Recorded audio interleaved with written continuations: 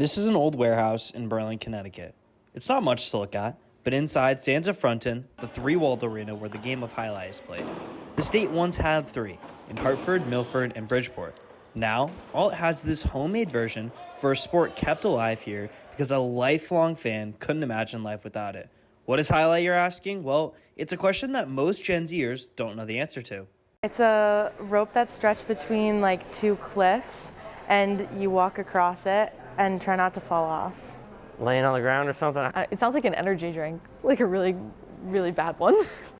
Now, it is very clear that Gen Zers have absolutely no idea what Jai Alai is. However, for people like Matt DiDomizio, who've been playing this sport since they were a kid, the answer in its simplest form can be compared to another common game.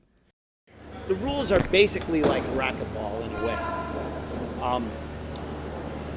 But it's so much more different, intense, and powerful and everything else than racquetball really is. So, for one thing, there's only 3 walls.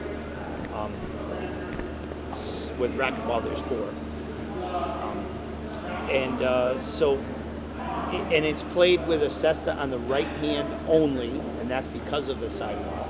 So even if you're left-handed, you wear the cesta on your right. It's just a very fast game. It's incredible. It's the best game in the world. At the age of 12, DiDomizio was introduced to the sport at Hartford Jai Alai. However, after gambling was introduced, he was forced to take a break from it until he was at the right age. The next time I went, I was like 17, 18 years old, and my brothers would go at that time. They were both older, and they saw an ad in the program that said, "Learn to play Jai Alai." So they said, "Let's go down there, let's learn how to play, let's do this and that." And I said, "Okay, I'll give it a shot." So I went down to this place in Milford. It was an amateur facility, and took my first lesson in 1981.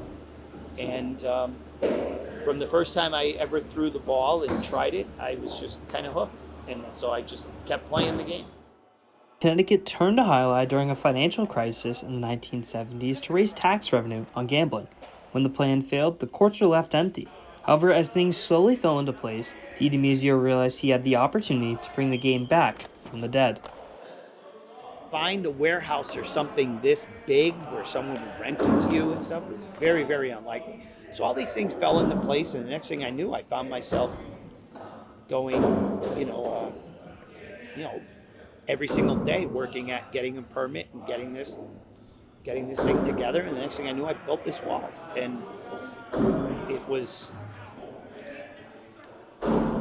it had to do with not worrying about how much money I was going to make or lose or anything else. It was just a matter of, I'm going to build this thing, and that's what I'm going to do. After a few years and hundreds of thousands of dollars, DiDomizio finally had a facility that not only he was proud of, but his friends as well. I've known Matt before he built the place, so when I heard that he was building the place, it was just an incredible thing to hear, and a dream come true still to be able to play afterwards, and to have it so close, because it is a game that's not very accessible, but for us it is, so it means a lot to a lot of people to have it so close.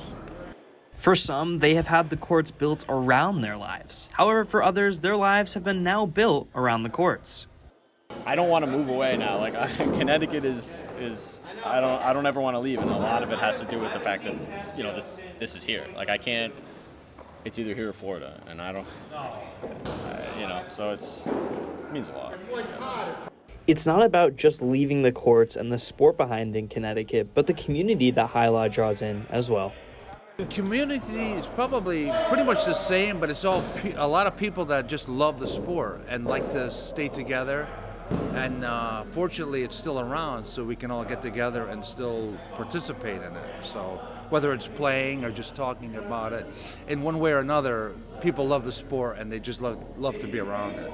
Everyone plays tennis. So you go to a tennis club, and you might have a small group of 8 people who know each other or something, but no one's going to mix with everyone else and have these things. In Jai Alai, there's just that small community, and there isn't anyone else. So everyone kind of sticks together, and I think that's a big part of it. For me, it's super special. It's definitely something that's very unique. I know that a lot of the guys here don't have sons that play with them, and this is, for them to stick around in this sport, especially like with how it's dying, it says something to how much that they love it. And so, my dad shares that same love with them, and I think he thinks that it's probably even more special for him than it is for me. Having been at the courts for about 3 hours now, I decided it was my time to give Jai Alai a try. I first walked onto the courts and Matt helped me tie the cesta to my wrist, the right hand. It cannot be on the left, has to be on the right. Then he showed me how to toss it, and from the distance, you're supposed to stand away from the wall. At first, it was very difficult. I couldn't get my arm to fully wrap around it. It took about 20 tries, but finally, as you'll see in just a few seconds, I slowly started to hit a rhythm, slowly started hitting the wall more and more. And Matt told me I was going to be a pro one day.